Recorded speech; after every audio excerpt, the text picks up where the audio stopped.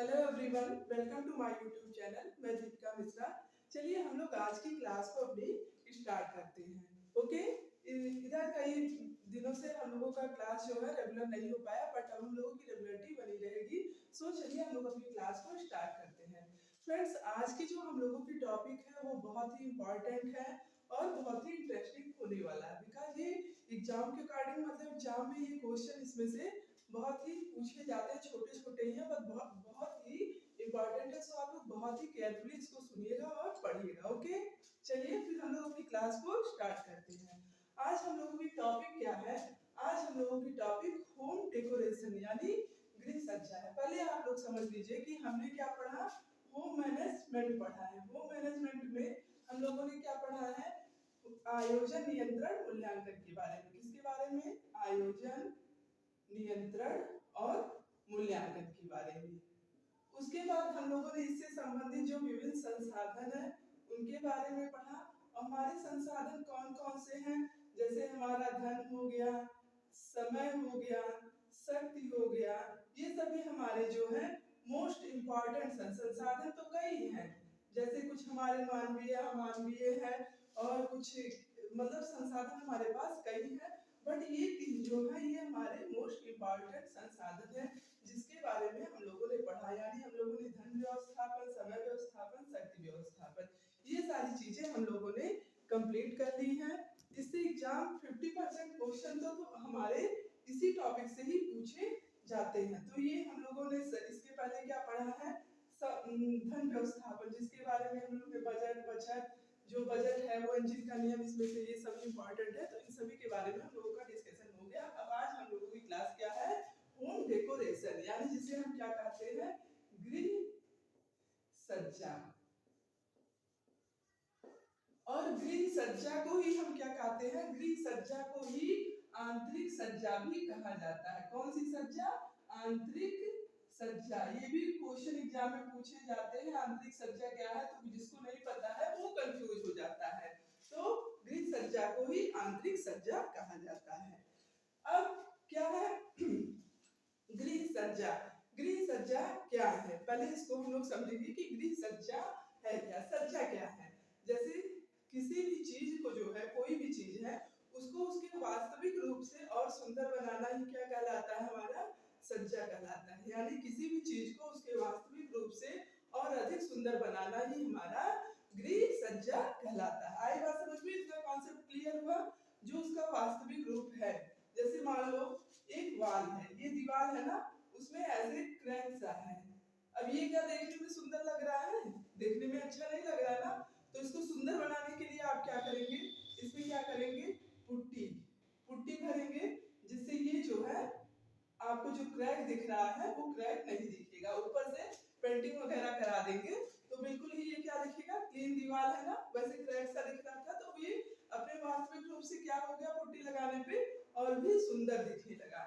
इसी तरह से एग्जाम्पल के लिए आप ले सकते हैं कोई भी व्यक्ति है, मान लीजिए मैं हूँ, अब मेरे ये फेस पे क्या पिंपल्स हो जाए या फिर मार्क्स ऐसे पड़े हुए हैं तो देखने में क्या अच्छा लगेगा? कोई भी व्यक्ति को नहीं सही लगेगा। उसके लिए वो क्या करता है? बकायदा पार्लर में जाके मेकअप वगैरह कराएगा, फाउंडेशन वगैरह लगाएगा, तो उससे क्या होगा? मार्क्स वगैरह नहीं दिखते, तो वो देखने में क्या होता है? अपने वास्तविक रूप से और सुंदर लगने लगता है। उसी तरह से हम घर को भी ले सकते हैं कि घर को जब हम और भी ज्यादा उसके वास्तविक रूप से सुंदर बना देंगे तो क्या करेगा? वह अच्छा लगने लगेगा। इसी को हम कहते हैं गृह सज्जा। किसी भी चीज को अपने वास्तविक रूप से और सुंदर बनाना ही क्या कहलाता है? गृह सज्जा कहलाता है। इतना कॉन्सेप्ट क्लियर हुआ? अब हम देखेंगे ये जो हमारा गृह सज्जा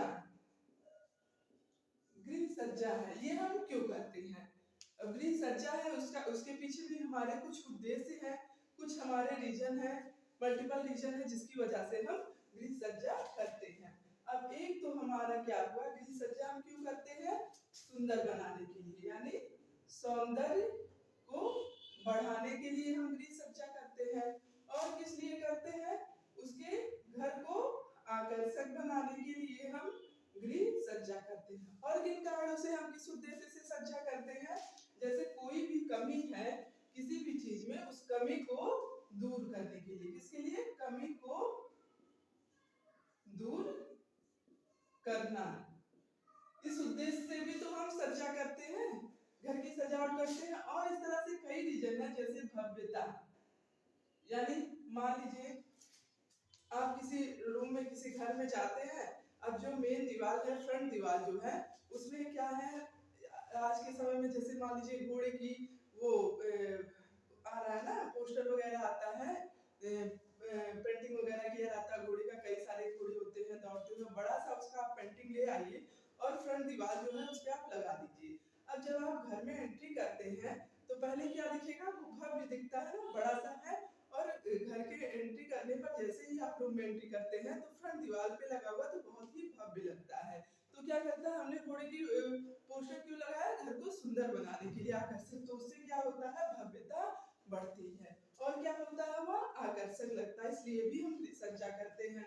घर का सौंदर्य भी बढ़ जाता है। मान लीजिए घर के सामान पुराने टूटे फूटे इधर उधर पड़े हैं तो क्या उससे घर हमारे सुंदर लगेंगे? नहीं अच्छे लगेंगे ना। तो इसलिए हम सज्जा यानी होम डेकोरेशन करते हैं, उसकी कमी को दूर करने के लिए। इस तरह से कई मल्टीपल रीजन है जिसकी वजह से हम लोग क्या, गृह सज्जा करते हैं। ये तो हमारी बेसिक सी चीजें हुई कि गृह सज्जा के उद्देश्य क्या है। ओके, अब आगे हम लोग क्या देखेंगे कि गृह सज्जा करते समय हमें किन बातों का ध्यान रखना चाहिए। गृह सज्जा करते समय हमें किन किन बातों का ध्यान रखना चाहिए, इसको हम देखेंगे। फर्स्ट हमारा क्या हुआ, गृह सज्जा करते समय ध्यान रखने योग्य बातें क्या है? फर्स्ट हमारा क्या होगा, उपयोगिता। किसका ध्यान रखना चाहिए? हम सज्जा ऐसी करें जो उपयोगी हो। हम जो भी सज्जा करते हैं वह कैसी होनी चाहिए? उपयोगी होनी चाहिए। उसकी उपयोगिता का हमें क्या ध्यान रखना चाहिए। मान लीजिए मैं आप लोग को पढ़ा रही हूँ, तो अब इतनी सुंदर बनके मतलब क्या करती हूँ, हाथ में अपने कड़े ढेर सारे सुंदर सुंदर चूड़ी वगैरह डाल लेती हूँ, यहाँ से यहाँ तक पूरा भर के, उसमें झूमर झालर सब लटके हुए हैं, लरी बरी सब लटका हुआ। अब उसको जब मैं पढ़ाऊंगी आप लोगों को, हाथों को सुंदर बनाने के लिए, मैंने खुद को सुंदर बनाने के लिए उस चूड़े को तो कड़े को तो पहन लिया यहाँ से यहाँ तक, बट जब मैं आप लोग को पढ़ाऊंगी या बोर्ड पे लिखूंगी तो क्या मेरे लिए सही रहेगा, उपयोगी लगेगा? कहीं दरी उसकी फंस रही है, कहीं वो उससे आवाज आ रही है खन खन की, तो ये क्या होगा, मेरे लिए उपयोगी, ये सजावट मेरे लिए उपयोगी नहीं है। तो इसलिए हम जो भी सजावट करते हैं हमें उसकी उपयोगिता का ध्यान रखना चाहिए। इसी तरह से हम घर पे अपने घर में कोई सज्जा कर देते हैं जिससे हमको बार बार परेशानी हो रही है, उसको आपने रख दिया है, बीच में कोई सजावट कर दी है, बार बार आने जाने में परेशानी हो रही है, तो क्या वो उपयोगी है? वह उपयोगी नहीं है। तो इसलिए हमको इस सज्जा करते समय, घर की सजावट करते समय, डेकोरेशन करते समय उसकी उपयोगिता का ध्यान रखना चाहिए कि हम जो सज्जा करते हैं वह उपयोगी हो। ओके, और दूसरी बात क्या है, क्या होना चाहिए? क्रियात्मकता होनी चाहिए। सजावट में हमारी क्रियात्मकता होनी चाहिए। अब इसको हम कैसे समझेंगे? क्रियात्मकता की वृद्धि होनी चाहिए, कि वृद्धि हो। अब क्रियात्मकता की वृद्धि को हम जो भी सजावट करें उससे हमारी क्रियात्मकता की वृद्धि हो, ना कि हमारे कार्य जो है, हमारे कार्य में अवरुद्ध हो जाए, हमारी क्रियाएं अवरुद्ध हो जाए, ऐसी सजावट हमें नहीं करनी चाहिए। सपोज दैट, मान लीजिए बर्थडे पार्टी वगैरह है हमारे घर में, तो हमने क्या किया है, ये हमारा रूम है। ओके, ये हमारा रूम है। अब यहाँ पे क्या है, यहाँ पे खिड़की है और खिड़की के सामने पास हमने कूलर लगा दिया। क्या लगा दिया? कूलर लगा दिया। और ये जो हमारी वाल है, ये हमारी जो दीवार है, इस दीवार पे हमने क्या किया, बर्थडे वाला डेकोरेशन कर दिया। बर्थडे लिखा हुआ जो अल्फाबेट आता है उसको हमने लगा दिया, हैप्पी बर्थडे लिखा हुआ, इस तरह से लगा दिया, हैप्पी बर्थडे लिखा हुआ, उसको अल्फाबेट को लगा दिया। ऐसे झालरें आती हैं, कलरफुल झालरें, गोल्डन कलर, इस तरह की झालरें आती है ना, ये सारी हमने लगा दी। अब गर्मी महीने में मान लो बर्थडे है तो हमको कूलर चलाना ही पड़ेगा, फैन चलाना ही पड़ेगा। तो हम क्या करेंगे, जब ये कूलर चलेगा तो यहाँ से हवा आएगी, तो क्या होगा, ये झालर जो है उड़ेगा बार बार, डेकोरेशन हमारा खराब हो जाएगा, हमको उसको संभालने के लिए क्या करना पड़ेगा। जैसे हमने क्या किया, इतना मेहनत तो किया, क्या बर्थडे सेलिब्रेशन के लिए हमने इतना डेकोरेशन किया। अब कोई आता है एम मौके पे, हमको जब उसको केक काटना है तो हमको क्या करना पड़ेगा, ये बार बार रुकेगा, खराब हो जाएगा डेकोरेशन। अब इतना मेहनत से डेकोरेशन किया तो इसके लिए हमको क्या होगा, कूलर बंद करना पड़ेगा। तो जब हमने कूलर बंद कर दिया तो क्या है, गर्मी के महीने में बिना हवा के कोई रह पाएगा, पसीना होगा, गर्मी होगी, परेशानी होगी, कोई कार्य आप कर नहीं, पता चला बर्थडे मनाना है खुशी के लिए, उसमें आप परेशान हो गए, कोई कार्य नहीं कर पा रहे हैं कि हवा नहीं लग रही गर्मी की वजह से, उससे क्या होगी, हमारी क्रियात्मकता अवरुद्ध होगी ना, उससे हमारे कार्य जो है उसमें कुछ तो बाधा ही होगी ही, हमको गर्मी लगेगा, पसीने से आदमी उसमें इरिटेट रहेगा, तो कुछ कर पाएगा कार्य को अपने सही से, तो उससे क्या होगी, उसकी क्रियात्मकता अवरुद्ध होगी। तो हमको जो भी हम सज्जा करें, जो भी डेकोरेशन करें, उसको हमको ये ध्यान रखना चाहिए कि उससे उसकी क्रियात्मकता अवरुद्ध ना हो। अब यही चीज अगर हम मान लो यहाँ खिड़की है, सपोज दैट हम इस जो है डेकोरेशन को, बर्थडे वाले डेकोरेशन को इस वाल पे ना करके अगर यहाँ पे कर देते, इस वाल पे कर देते, हैप्पी बर्थडे का अल्फाबेट लगा देते, इस तरह से झालर वगैरह लगा देते, तो कूलर की हवा आती, यहाँ लोगों को हवा भी लगती और मेरी ये डेकोरेशन भी सही रहती, हमारी डेकोरेशन भी खराब नहीं होती, जिससे हमको कूलर नहीं बंद करना पड़ता, हमारी क्रियात्मकता अवरुद्ध नहीं होती। इसलिए हमको क्या करना चाहिए, क्रियात्मकता अवरुद्ध ना हो, यानी क्रियात्मकता में वृद्धि हो, इसका भी ध्यान रखना चाहिए। क्या करते समय, गृह सज्जा करते समय, और मौलिकता का भी हमें ध्यान रखना चाहिए। किसका, मौलिकता का। अब ये मौलिकता क्या है, पहले इसको समझ लीजिए।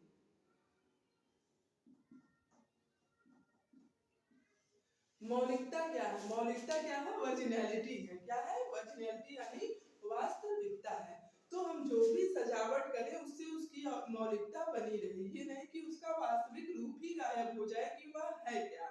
इतनी भी सजावट हमको नहीं करनी चाहिए कि उससे उसकी मौलिकता गायब हो जाए, यानी उसकी वास्तविकता गायब हो जाए, उसकी ओरिजिनलिटी गायब हो जाए, ऐसी सजावट हमें नहीं करनी चाहिए। होता है ना कि कुछ लोगों को ऐसा सजा दिए, लोग देखे अरे वाह वो तो पहचान में ही नहीं आ रही थी कि वही लड़की है, मतलब इस तरह से उसको, जैसे कोई अच्छा है, मैंने देखा है कि बहुत सुंदर सुंदर लड़कियां पार्लर में जाके जब वो सजती है तो पार्लर वाली की जो कला है वो उतनी अच्छी नहीं, हम इस तरह इसको कह सकते हैं, उसको उसका पता नहीं है कि कहाँ पे किस तरह की चीजें यूज करनी है, तो वो इस तरह से उसको सुंदर इतनी है लेकिन उसको इस तरह बना देगी कि देखने में क्या लगेगी, भूतनी लगेगी। तो उसी तरह से हमको सजावट करते समय भी उसकी मौलिकता वास्तविकता का ध्यान रखना चाहिए कि उसका वास्तविक रूप जो है यानी मौलिकता जो है वह गायब ना हो जाए। सपोज दैट, जैसे मौलिकता क्या है, आप किसी के घर में जा रहे हैं, बच्चे का रूम है, तो वो देखने से ही पता चल जाएगा कि ये बच्चे का रूम है, इस तरह का डेकोरेशन हुआ रहेगा। और बड़े कपल का रूम है, वो देखने से पता चल जाएगा कि ये कपल का रूम है। कैसे, जैसे आप बच्चों के रूम में जाते हैं तो क्या है, बच्चों में जो पेंटिंग वगैरह वाल पेंटिंग हुई रहेगी, उसपे अल्फाबेट्स वगैरह, घोड़े, खिलौने वगैरह, ये सारी चीजें हैं, या स्टडी टेबल वगैरह रखा हुआ, पढ़ने के सारे सामान रखे हुए, खेलने के सामान रखे हुए, बच्चों के घर मतलब रूम का जो कलर है वो भी बहुत ही रंग बिरंगा है, इससे आप समझ जाएंगे कि ये बच्चों का रूम है, बच्चों का रूम है। तो इसका मतलब क्या हुआ कि वहाँ सजावट में क्या है, मौलिकता है, जिसको आप देखते ही वास्तविक रूप में जब उसको देखते हैं तो समझ जाएंगे कि ये बच्चों का रूम है। ओके, आई बात समझ में। मौलिकता हमारी क्या है, मौलिकता का मतलब वास्तविकता यानी ओरिजिनलिटी होती है। अब ये तो हमारा मौलिकता हो गया। और थर्ड हमारा क्या है, फोर्थ हमारा क्या है, क्या होना चाहिए, मितव्ययिता। हमको हाँ, हमको इसका ध्यान रखना चाहिए, किसका, मितव्ययिता का भी पूरी सज्जा करते समय ध्यान रखना चाहिए। तो ये क्या है, मितव्ययिता की हमको बहुत ज्यादा सजावट की चीजों में इन सज्जा ऐसे भी ना करो कि हमारे खर्चे बहुत ज्यादा इसमें, जो हमारे इम्पोर्टेंट खर्चे हैं उससे अधिक खर्चे हमारे क्या है, होम डेकोरेशन में भी चले जाएं। ऐसी सजावट हमें नहीं करनी चाहिए। तो सजावट करते समय हमें अपने खर्च पर, अपने पैसों पर कंट्रोल करते हुए हमको सजावट करनी चाहिए, यानी मितव्ययी होना चाहिए। और क्या होना चाहिए, परिवर्तन, गृह सज्जा परिवर्तनशील होनी चाहिए। कैसी होनी चाहिए, परिवर्तनशील। जैसे एक जो जाते हैं आप किसी के घर, जब गए एक बार गए वही सजावट, दोबारा से गए फिर वही सजावट, होली में भी उसने वही सजावट लगाई और दिवाली में भी उसी तरह की सजावट की। हर त्योहार में जब भी जाते हैं हमेशा उसका घर उसी कंडीशन में सजा हुआ मिलता है। तो इससे क्या होता है, आदमी ऊब सा जाता, देखने में कोई इंटरेस्ट नहीं आता। तो हमको अपनी सजावट में परिवर्तन करते रहना चाहिए। दिवाली में आपने क्या किया, रंगोली बनाया कार्नर वाला, दूसरी बार क्या किया, फिर कार्नर वाला ही डिजाइन आपने बना दिया, फिर से वही कार्नर। तो बार बार देख के उसको लोग ऊब जाते हैं। आपको कहीं कार्नर का, कहीं बॉर्डर का, कहीं अच्छी अच्छी डिजाइनें अलग अलग तरह की परिवर्तन करके बनानी चाहिए, तो वो और ज्यादा आकर्षक लगेगी। तो हमें अपने सजावट में परिवर्तनशीलता का भी ध्यान रखना चाहिए, प्लस सुंदरता का भी, कि हम क्या करें जिससे वह सुंदर लगे, यानी उसके सौंदर्य में वृद्धि करे, इसका भी हमें ध्यान रखना चाहिए। और इम्पोर्टेंट बात क्या है, समय और शक्ति की बचत। समय और शक्ति की बचत। हम कोई भी सजावट करते हैं तो हमें इस चीज का भी बहुत ध्यान रखना चाहिए कि इससे समय और शक्ति की बचत हो। सपोज दैट हमने क्या किया, ये हमारा सेंटर टेबल है और ये हमारा सोफा है। क्या है, ये हमारा सोफा है। अब हम क्या करते हैं, ये सेंटर टेबल के बगल में एक ग्लास कांच का लाके पॉट रख देते हैं, बड़ा सा पॉट यहाँ पे रख देते हैं। तो ये क्या होगा, हमको हमेशा क्या होगा, तो यहाँ जाना है तो बार बार ये क्या होगा, फंसेगा। तो इसको हमको एक बार हटाना पड़ेगा जाने के लिए, फिर यहाँ रखना पड़ेगा, हटाना पड़ेगा, रखना पड़ेगा। तो इससे हमारे समय और शक्ति दोनों की हानि होगी। इसलिए हमें सजावट ऐसी करनी चाहिए जिससे समय और शक्ति दोनों की बचत हो, ना कि सजाने में इतना टाइम लगा दीजिए कि आप सजाते रह जाइए, ऐसे सामान लगा दीजिए जिसको आप केयर करते ही पूरे दिन आपका बीत जाए। ऐसी सजावट नहीं करनी चाहिए। तो हमें समय और शक्ति का ध्यान रखना चाहिए। तो गृह सज्जा करते समय हमें इन सभी पॉइंट को अपने माइंड में रखना चाहिए। ओके, आई बात समझ में। अब नेक्स्ट पॉइंट हम क्या है,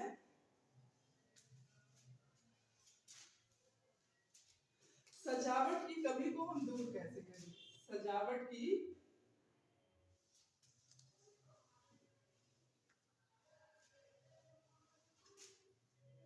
कमी को दूर करने के लिए हम कैसे सजावट कमी को दूर करना।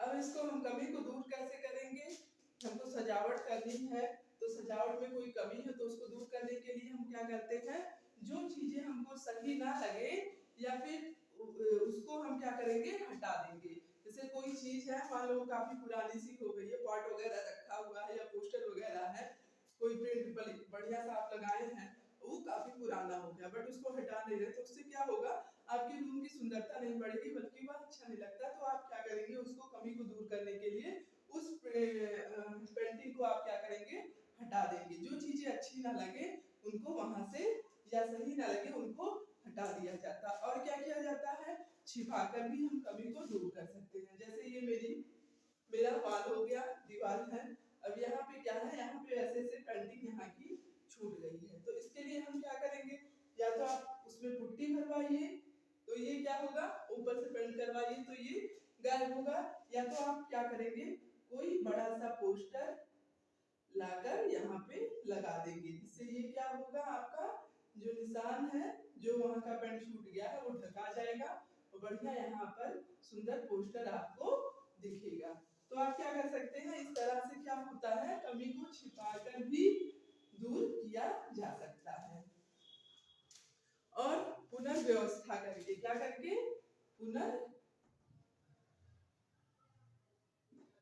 पुनर्व्यवस्था, इस तरह से भी हम क्या कर सकते हैं,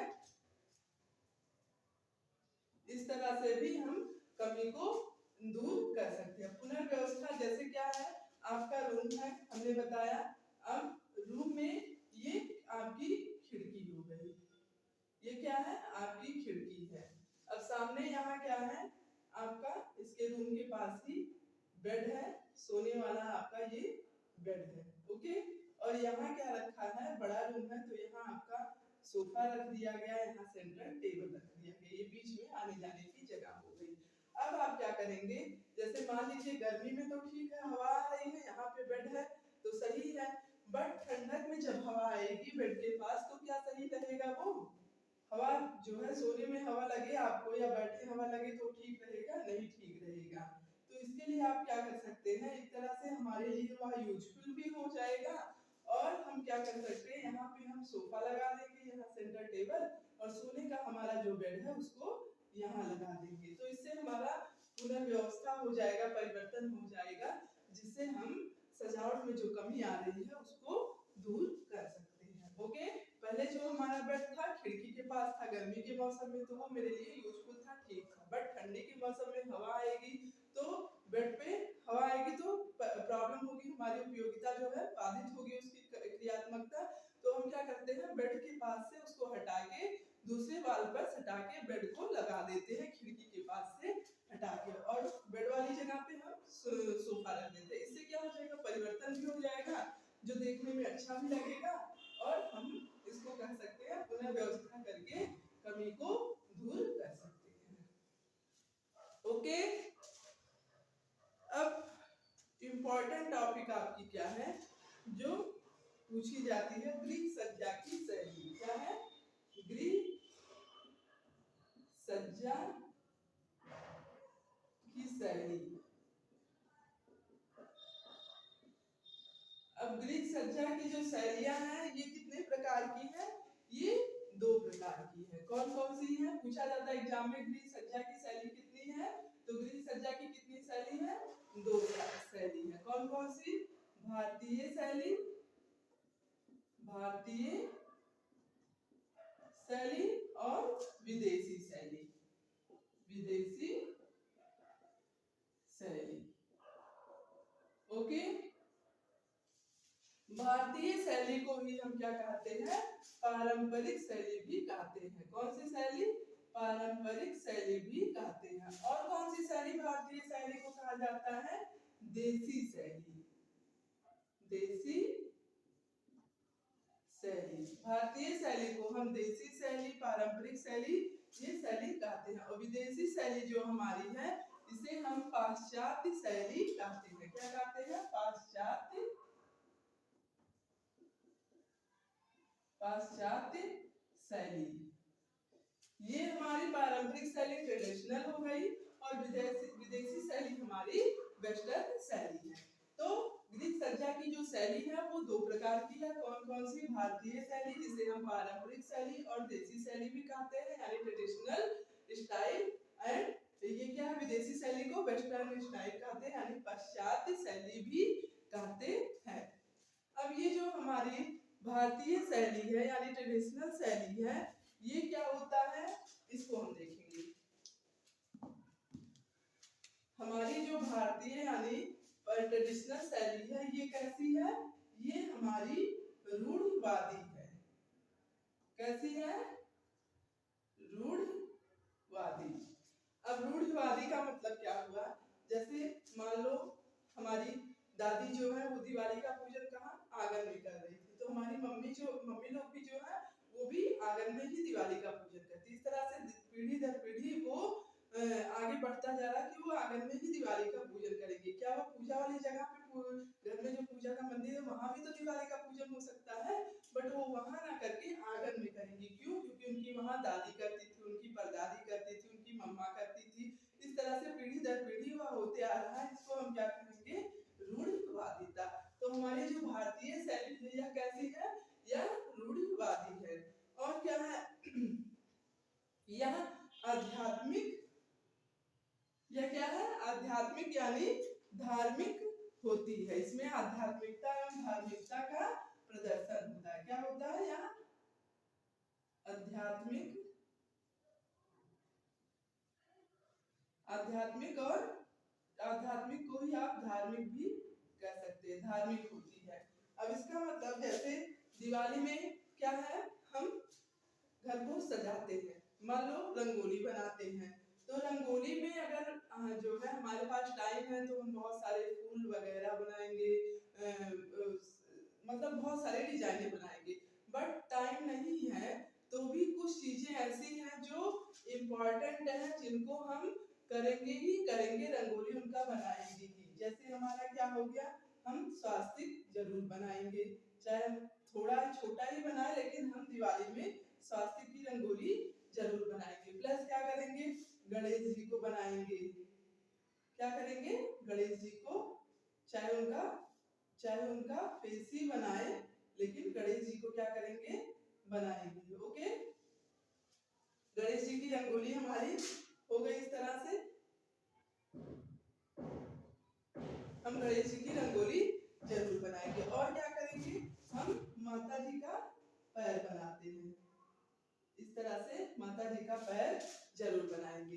तो ये क्यों, हमारी आध्यात्मिकता एवं धार्मिकता को प्रदर्शित करती है। भारतीय शैली जो है वह हमारी आध्यात्मिकता और धार्मिकता को प्रदर्शित करती है। तो हम जो भी सजावट करेंगे उसमें हमारी आध्यात्मिकता एवं धार्मिकता जुड़ी, कुछ भी रंगोली में बनाए या ना बनाए, लेकिन स्वास्तिक, गणेश जी को और माता जी के पैर को, ये सारी चीजें हम जरूर बनाते हैं। ओके, तो ये हो गया भारतीय शैली हमारी आध्यात्मिकता का प्रदर्शन करती है। और थर्ड क्या होगा, यह औपचारिक होती है। क्या होती है, औपचारिक। अब औपचारिक को हम इस तरह से समझ सकते हैं, जैसे मान लो कोई रैक है, अलमारी है सजावट वाली, तो आप क्या करेंगे, ये आपका अलमारी हो गया, तो लाएंगे कोई पॉट रखें जिसमें फूल सुंदर सुंदर से बने हुए, तो जो पॉट इधर रखें, इधर भी आप रखेंगे जिसमें फूल बने हुए। तो ये हमारी औपचारिकता है, यानी जो डेकोरेशन हम एक साइड करेंगे वही डेकोरेशन हम दूसरे साइड भी करेंगे। तो ये क्या हो गया, औपचारिकता। तो हमारी भारतीय शैली जो है वो रूढ़िवादी होती है, आध्यात्मिकता एवं धार्मिकता से जुड़ी होती है और औपचारिक होती है। ओके, इतना कॉन्सेप्ट क्लियर हुआ। अब हमारी विदेशी यानी पाश्चात्य शैली जो है ये क्या है, ये भोगवादी। कैसी है, भोगवादी। हमारी पाश्चात्य शैली जो है यह भोगवादी है। भोगवादी का मतलब किसी भी चीज का हम कितना ज्यादा यूज कर ले, उसको मतलब वेस्ट मत जाने दे, बेकार मत जाने दे, कि किसी भी चीज को कैसे ज्यादा से ज्यादा उसका यूज किया जा सके। इसमें धार्मिकता से जुड़ाव नहीं होता। यह रूढ़िवादी पाश्चात्य शैली जो है हमारी, यह रूढ़िवादी नहीं, आध्यात्मिक और धार्मिकता से जुड़ाव नहीं होता। यह कैसी है, भोगवादी, यानी किसी भी चीज का हम कैसे ज्यादा से ज्यादा यूज कर सके, ये चीजें सोचकर हम जो है सजावट करते हैं। और क्या है, यह भौतिकवादी होती है। क्या होती है, भौतिकवादी।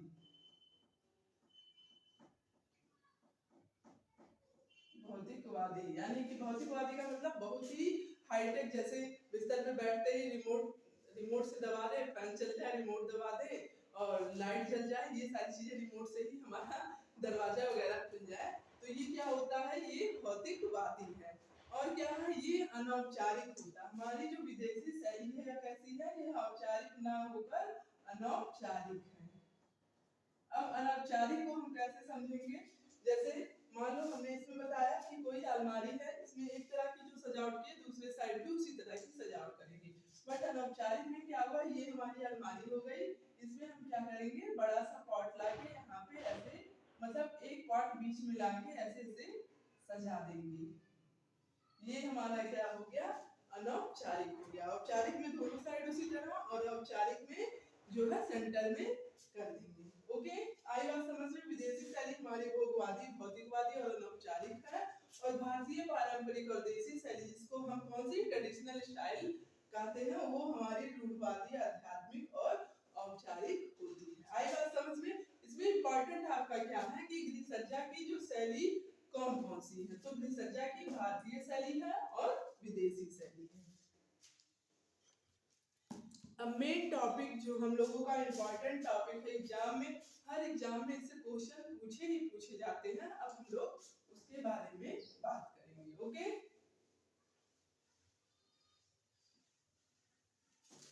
होप इतना कॉन्सेप्ट आप लोगों का क्लियर हो गया होगा। अब हम लोग आगे के बारे में देखते हैं।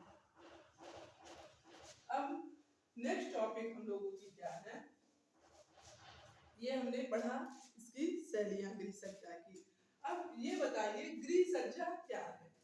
गृह सज्जा क्या है? आप इसको इतनी देर से मैंने बताया तो कुछ तो समझ में आया होगा गृह सज्जा क्या है। तो हम कह सकते हैं गृह सज्जा क्या है? एक कला है। गृह सज्जा क्या है? एक कला है।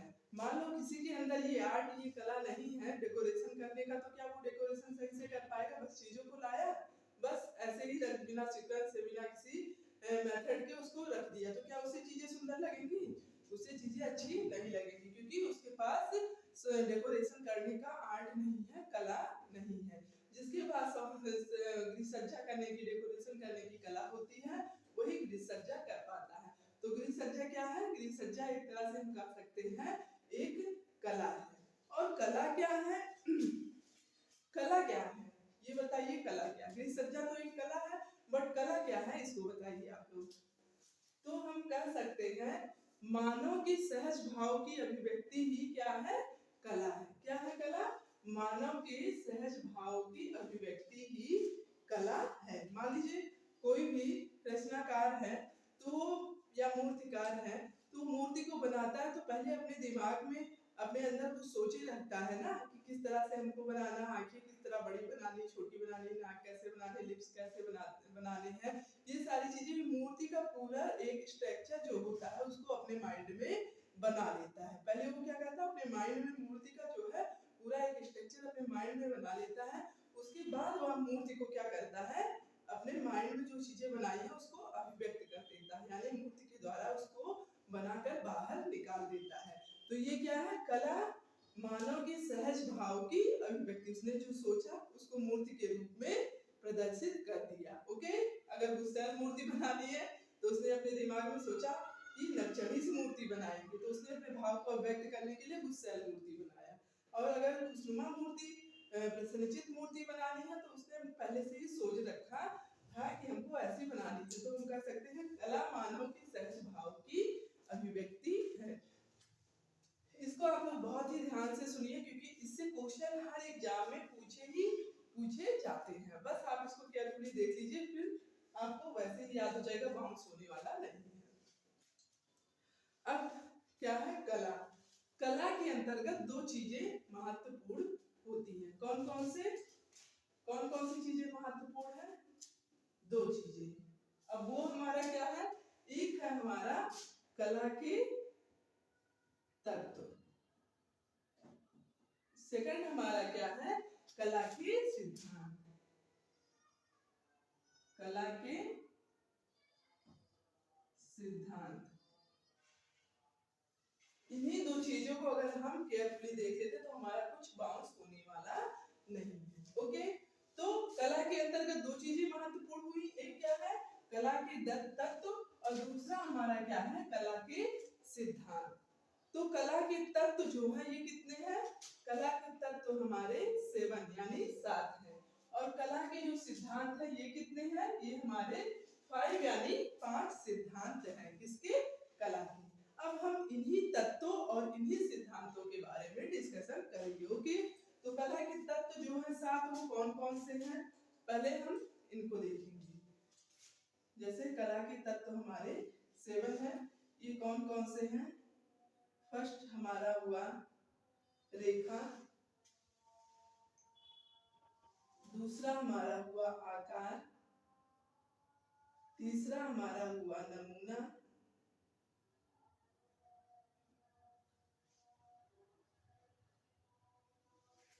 और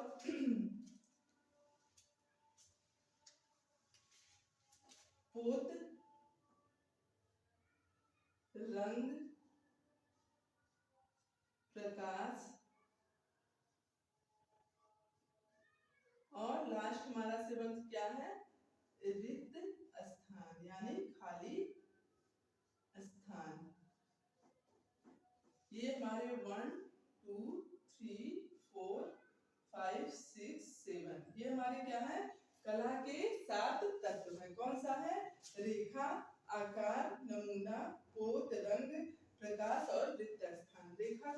कहते हैं?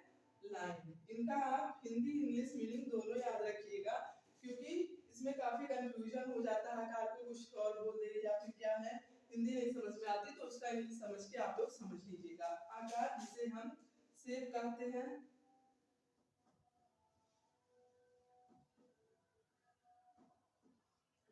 डिजाइन, पोज को हम टेक्सचर कहते हैं। क्या कहते हैं? टेक्सचर। रंग को आप लोग जान रहे होंगे, कलर। प्रकाश को लाइट, प्रकाश लाइट एंड प्रकाश और छाया, ये हमारे क्या है? कला के तत्व हैं। इसको हम लाइट कहते हैं। रिक्त स्थान को क्या कहते हैं? Blank space. क्या कहेंगे? Blank space.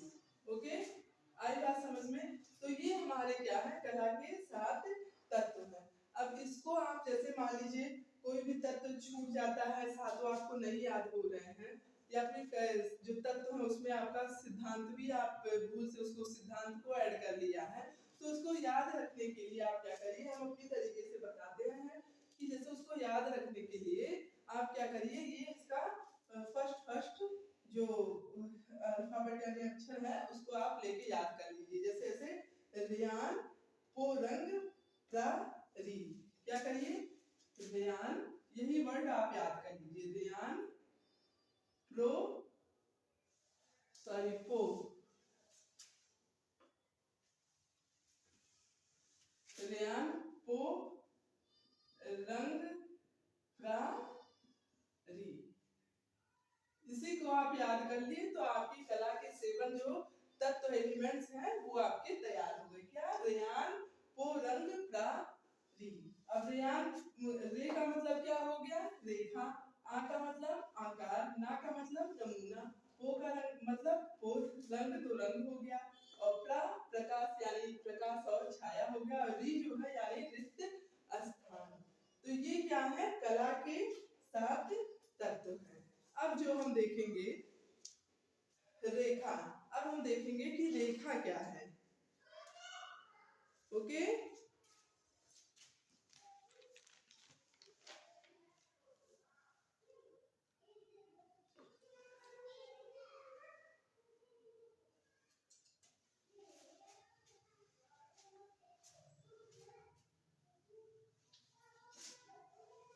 अब हम क्या देखेंगे कि रेखा, रेखा क्या है?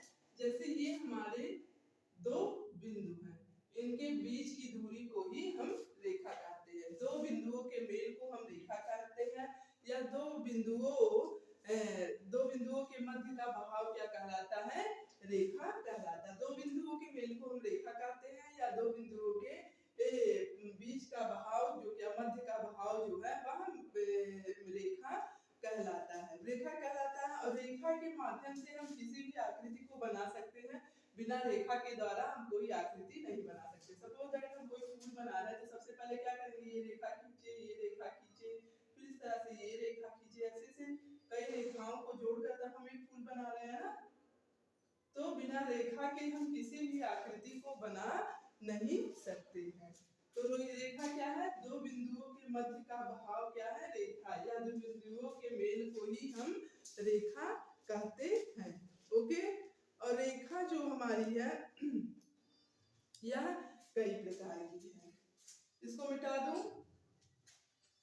आप लोग इसको वीडियो को पॉज करके नोट कर लीजिएगा। ये हमारे इसके कला के 7 तत्व हैं।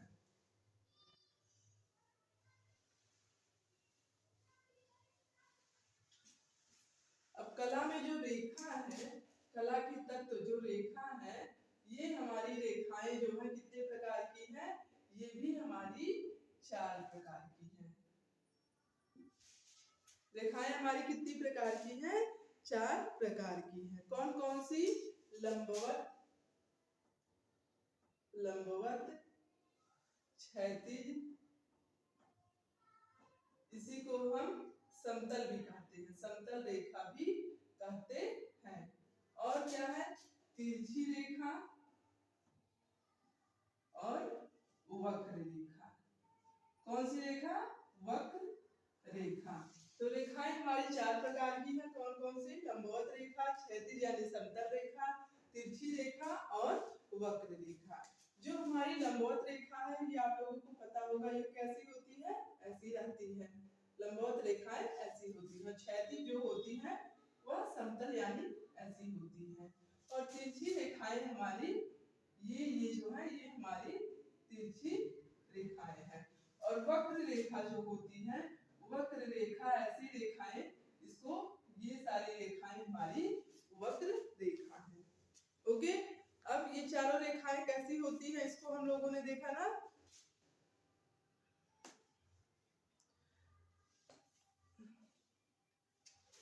अब जो है जैसे लंबवत रेखा किसका आभास कराती है? लंबाई का आभास कराती है। किसका आभास कराती है? लंबाई का आभास कराती है। और किसका आभास कराती है? ऊंचाई का भी आभास यह हमें कराती है। और किसका आभास कराती है? यह क्रियाशीलता का प्रदर्शन करती है। किसका? क्रियाशीलता का। कौन सी रेखा? लंबवत रेखा। तो लंबवत रेखा लंबाई को प्रदर्शित करती है, यानी लंबाई का आभास कराती है, ऊंचाई का आभास कराती है, क्रियाशीलता का आभास कराती है। और यह रेखा जो है जोश और प्रतिष्ठा का प्रदर्शन करती है। किसका? उत्साह, जोश, प्रतिष्ठा इसका प्रदर्शन करती है। उत्साह, सजीवता, जोश और प्रतिष्ठा, इसका यह क्या करती है? प्रदर्शन करती है। कौन सी रेखा हमारी? लंबवत रेखा हमारी लंबाई, ऊंचाई, क्रियाशीलता, उत्साह, सजीवता, जोश, प्रतिष्ठा इन सभी का प्रदर्शन करती है। और यह क्या होती है? यह औपचारिक होती है। लंबवत रेखा हमारी जो है यह औपचारिक होती है। तो ये हमारी लंबवत रेखा हो गई जो हमें लंबाई, ऊंचाई, क्रियाशीलता, उत्साह, सजीवता, जोश, प्रतिष्ठा इन सारी चीजों का, औपचारिकता इन सारी चीजों का हमें बोध यानी आभास कराती है। कोई भी चीजें ऐसे लंबी सी रखी हुई है, खड़ी हुई सी रखी है, तो उससे क्या आता है? हमारे अंदर क्रियाशीलता की भावना, मतलब एक्टिव हो जाते हैं, हमारे अंदर जोश सा आता है। बट वही चीजें अगर ऐसी ऐसी पड़ी रहे कोई भी चीजें, तो मान लो लोग लेटे ही हुए, तो उससे क्या हमको जोश आएगा देख के? बस लगेगा बस अब हम भी पढ़ाई लिखाई बंद कर दे, लेट के चले, अब हम भी आराम करें। बट अगर हम खड़े होकर पढ़ रहे हैं या पढ़ा रहे हैं या कुछ भी कर रहे हैं, तो उससे क्या होता है? हमारे भी मन में ये भावना आती है कि हम भी पढ़ें। तो क्या है? लंबवत रेखा से एक जोश आता है। और क्षैतिज रेखा जो है ये आराम और विश्राम को प्रदर्शित करती है। हमने बताया ना कि ऐसे लेटा हो देख के आपका भी मन करेगा कि मैं भी लेट जाऊं, रहने दो पढ़ने को। तो ये आराम और विश्राम को प्रदर्शित करती है। आराम और विश्राम को हमारी ये रेखाएं प्रदर्शित करती हैं। और क्या? क्षैतिज रेखा जो है तनाव मुक्ति का भी बोध कराती है। किसका? तनाव मुक्ति का। तनाव मुक्ति का बोध कराती है। और क्या कराती है? निरंतरता का आभास। निरंतरता का आभास कराती है। कौन? क्षैतिज रेखाएं। मान लीजिए हमने क्षैतिज ऐसे लिखा हुआ है, तो आप रेखा के प्रकार देखेंगे तो आपकी ऑटोमेटिक निगाह जो है लंबवत रेखा, क्षैतिज, तिरछी, वक्र ऑटोमेटिक इस पे चली जाएगी। तो यही हमारी निरंतरता है। या कोई चीजें हमने इसको ऐसे लिखा कला के तत्व, तो ऑटोमेटिक शुरू से लास्ट तक आपकी निगाह नीचे तक जाएगी, रेखा, आकार, नमूना, पोज। तो यही हमारा निरंतरता है। कोई भी सजावट या कुछ भी है, हम उसको यहाँ शुरू से लेके अंत तक देखते हैं, वो हमारी निरंतरता। या ऊपर से लेके नीचे तक देखना, तो वो निरंतरता कहलाती है। तो क्षैतिज रेखा जो है ये निरंतरता का आभास कराती है, तनाव मुक्ति का बोध कराती है और आराम और विश्राम को प्रदर्शित करती है। कौन सी रेखा? क्षैतिज रेखा। अब हमारी जो तिरछी रेखा है ये शालीनता, नमनीयता एवं सहिष्णुता का बोध कराती है। तिरछी रेखा रेखा भी गतिशीलता को प्रदर्शित करती है, क्रियाशीलता को प्रदर्शित करती है, परिवर्तन को प्रदर्शित करती है। किसको? गतिशीलता, गतिशीलता, क्रियाशीलता, क्रियाशीलता और परिवर्तन को यह प्रदर्शित करती है। कौन सी रेखा? तिरछी रेखा। तिरछी रेखा हमारी जो है वह गतिशीलता को, क्रियाशीलता को और परिवर्तन को प्रदर्शित करती है। मान लीजिए कोई चीजें ऐसे ऐसे ऐसे ऐसे है रखी हुई, यह रेखा है मान लीजिए इस तरह की, कुछ खड़ी रेखा, कुछ बड़ी रेखा इस तरह की है, तो उसमें परिवर्तन करने के लिए हम क्या करेंगे? कुछ तिरछी रेखाओं का यूज करेंगे, तो इससे क्या होगा? उसमें परिवर्तन उत्पन्न होगा। तो तिरछी रेखा गतिशीलता, क्रियाशीलता एवं परिवर्तन का प्रदर्शन यानी आभास कराती है। और जो है हमारी लास्ट वक्र रेखा, ये आनंद, सौंदर्य, प्रसन्नता एवं वैभव का बोध कराता है। किसका? आनंद, सौंदर्य, प्रसन्नता,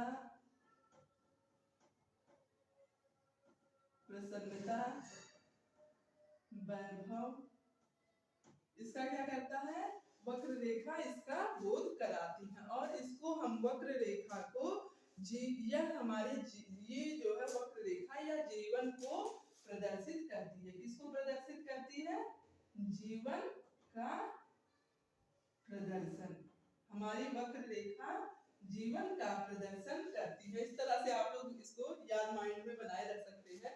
जैसे लाइफ लाइन क्या है? ऐसे ऐसे होती है ना, ऐसे ऐसे जब जा रही है वह, तो लाइफ लाइन सही है। बट वही जब हमारी सीधी हो जाती है तो क्या होता है? व्यक्ति की, हम ऐसे ही तो देखते हैं, अगर सीधी हो गई तो व्यक्ति की मृत्यु हो गई, तो उसकी जो लाइफ लाइन होती है सीधी हो जाती है, नहीं तो ये वैसे जाती है। तो इस तरह से हम इसको याद रख सकते हैं कि यह जीवन का प्रदर्शन करती है। कौन सी रेखा? वक्र रेखा। और वक्र रेखा को ही हम क्या कहते हैं? लोचशील रेखा भी कहते हैं। वक्र रेखा को हम लोचशील रेखा भी कहते हैं। कौन सी रेखा? लोचशील रेखा।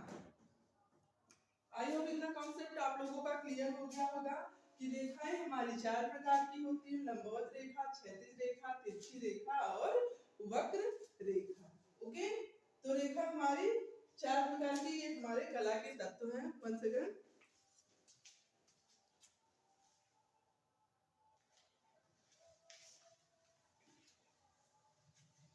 ये हमारे कला के तत्व हैं। हमने रेखा को देख लिया, अब हम किसके बारे में देखेंगे? आकार, जिसको हम शेप कहते हैं। ओके, इसको आप पॉज करके नोट करना होगा तो नोट कर लीजिएगा। अब हम लोग आकार किसे कहते हैं, शेप क्या है, इसके बारे में देखेंगे।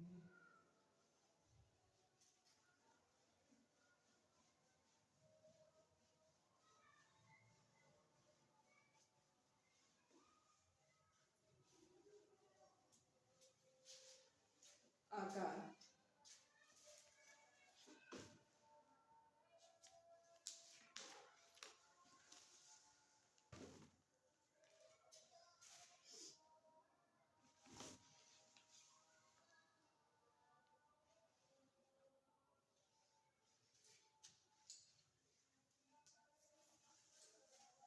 सेकंड तत्व हम लोगों का क्या है?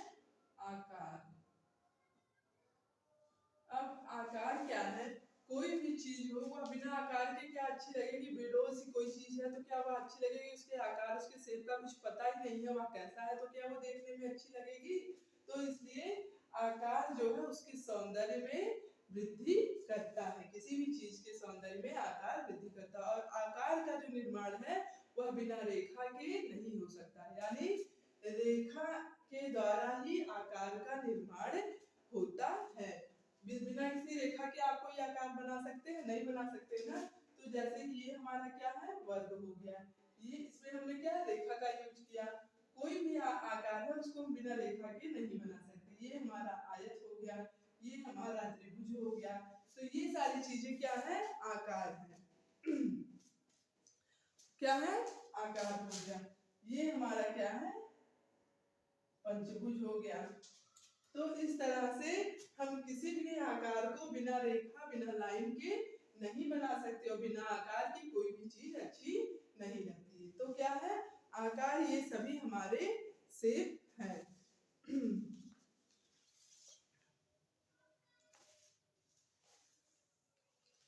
तो आकार कैसा होना चाहिए?